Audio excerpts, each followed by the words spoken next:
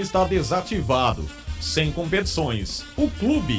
O Santa Cruz é destaque com Igor Moura. Valeu, boa tarde, um forte abraço pra você, amigo, um abraço pra todo mundo ligado aqui no Assunto é Futebol Primeiro Tempo. E o tricolor do Arruda conseguiu quase que completar a missão de diminuir ao máximo, quase que 90%, o seu custo mensal com futebol profissional. Ainda não chega nesse patamar, isso porque o Santa tem alguns atletas com contrato em vigência com o clube e que não acertaram saída ao menos temporária, por empréstimo com retorno previsto para o mês de novembro ou até outubro, né? Lembrando que na programação inicial de Santa Cruz, os retornos de Itamar Schulli e Francisco Salles são esperados para o mês de outubro, para toda a programação ser feita, planejamento de treinamentos e de contratações, para que em novembro o Santa tenha ao menos 50% do elenco que vai disputar o Campeonato Pernambucano 2025 na casa,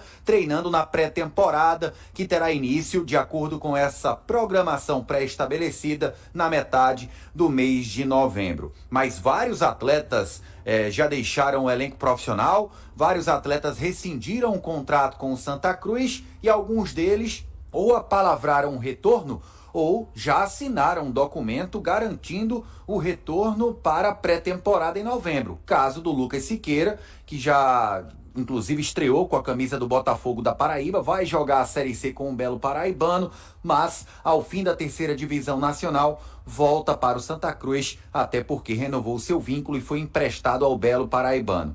O Matheus Melo deve demorar um pouco mais o seu retorno, isso porque o atleta foi emprestado ao Amazonas e a Série B do Campeonato Brasileiro só terá o seu encerramento no fim do mês de novembro. Ou seja, o Santa já vai estar em meio à pré-temporada e o Matheus Melo ainda terá que cumprir o seu período de férias. Deve chegar com pelo menos um mês de pré-temporada já realizada, caso o Matheus Melo não venha a ser negociado em definitivo. Poucos atletas restam ser negociados por empréstimo ou alguma rescisão contratual amigável, né?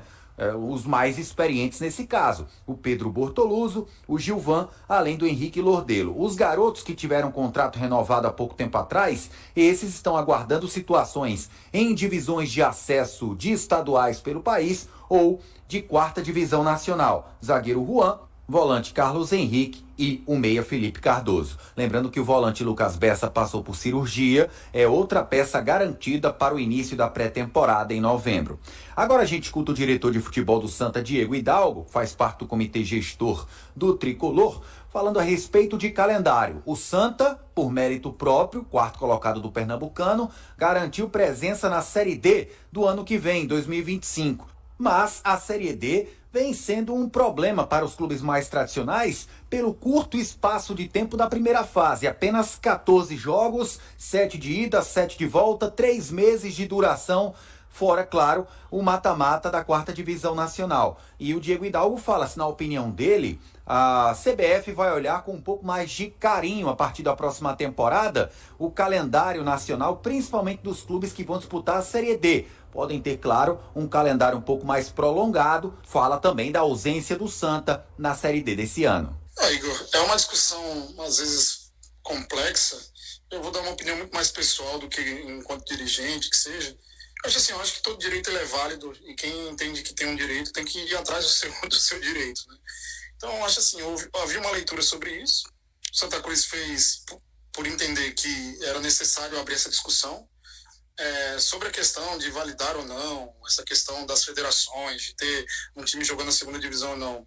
Eu, sinceramente, eu não entro nesse cenário de discussão. Acho que essa questão, por exemplo, das falas do advogado democrata, inclusive eu estava na audiência, eu acabei indo para o Rio de Janeiro para a audiência, acho que é muito mais um posicionamento do próprio profissional lá, do Ottoni. Acho que ele está no direito dele de fazer as colocações onde ele se encontra ofendido ou não sei se foi isso que aconteceu, mas faz parte, a provocação muitas vezes ela faz parte, o futebol ele também tem esse cenário, então eu vejo até com naturalidade, às vezes a postura, não a mim, Diego, não me afeta em nada.